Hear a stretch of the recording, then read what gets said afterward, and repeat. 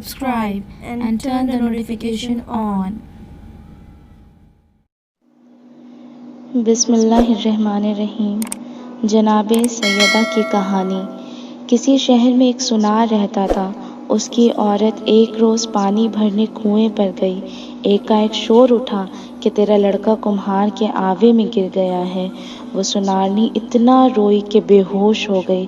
غش کی حالت میں اس نے خواب میں دیکھا کہ ایک نقاب پوش بی بی تشریف لائی ہیں اور فرماتی ہیں کہ اے عورت، تم منت مان لے کہ میرا لڑکا کمہار کے آوے سے صحیح سلامت نکل آئے تو میں جناب سیدہ کی کہانی سنوں گی۔ اتنے میں ایک طرف سے شور اٹھا کہ سنارنی کا لڑکا کمہار کے آوے سے زندہ و سلامت نکل آیا۔ سنارنی کی غش سے آنکھ کھلی تو کیا دیکھتی ہے کہ اس کا لڑکا اس کے سامنے کھڑا ہے۔ وہ خوشی خوشی اپنے لڑکے کو گھر لے آئی اور بازار سے 2 پیسے کی شیرنی خرید کر اپنے پڑوسیوں کے پاس گئی اور کہا، چلو میرے گھر میری منت بر آئی ہے، جناب سیدہ کی کہانی سننے چلو۔ سب عورتوں نے انکار کر دیا۔ وہ روتی ہوئی مایوس ہو کر جنگل کی طرف چلی گئی۔ کچھ دور جا کر اس نے ایک نقاب پوش بی بی کو دیکھا۔ انہوں نے فرمایا کہ تو بیٹھ جا، میں جناب سیدہ کی کہانی سناتی ہوں۔ اور پھر اس نقاب پوش بی بی نے اس طرح سے کہانی سنانا شروع کیا کہ شہر مدینے میں ایک یہودی رہتا تھا۔ اس کی لڑکی کی شادی تھی۔ وہ جناب رسول خدا کی خدمت میں حاضر ہوا اور عرض کرنے لگا کہ یا رسول اللہ، میری لڑکی کی شادی ہے، اگر حضور آپ اجازت دیں تو جناب فاطمۃ الزہرا میرے گھر تشریف لے جائیں۔ حضرت نے فرمایا کہ اس کا ذکر جناب امیر المومنین حضرت علی ابن ابی طالب سے کرو، اگر وہ راضی ہوں تو تم فاطمہ کو لے جاؤ۔ وہ یہودی حضرت علی علیہ السلام کی خدمت میں حاضر ہوا اور اپنی درخواست پیش کرنے لگا۔ حضرت نے فرمایا کہ جناب سیدہ کی خدمت میں عرض کرو، اگر وہ خود راضی ہوں تو تم فاطمہ کو لے جاؤ۔ چنانچہ وہ حضرت فاطمہ سلام اللہ علیہا کی خدمت میں حاضر ہوا اور شادی میں شرکت کے لیے عرض کرنے لگا۔ آپ نے فرمایا کہ علی مرتضیٰ سے اجازت لو، تب میں شادی میں چلوں گی۔ اس یہودی نے عرض کیا کہ میں جناب رسول خدا اور حضرت امیر المومنین علی ابن ابی طالب سے اجازت حاصل کر چکا ہوں، اب تو آپ خود اس امر کے مختار ہیں۔ آپ نے اس کو سواری لانے کا حکم دیا۔ یہودی سواری لانے چلا گیا۔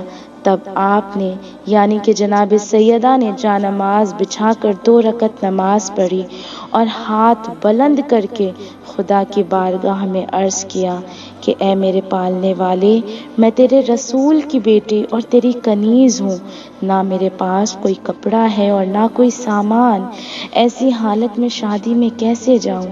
ابھی آپ کی دعا ختم بھی نہ ہونے پائی تھی کہ جنت کی حوریں ایک کشتی میں جنت کے زیورات اور لباس لے کر حاضر ہو گئیں۔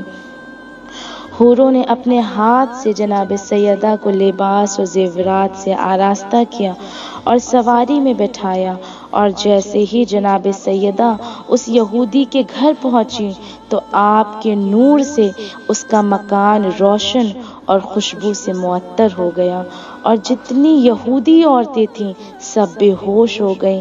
آپ اس حجرے میں تشریف فرما ہوئیں جس میں دلہن بیٹھی ہوئی تھی۔ کچھ دیر بعد سب عورتوں کو تو ہوش آ گیا لیکن دلہن کو ہوش نہ آیا۔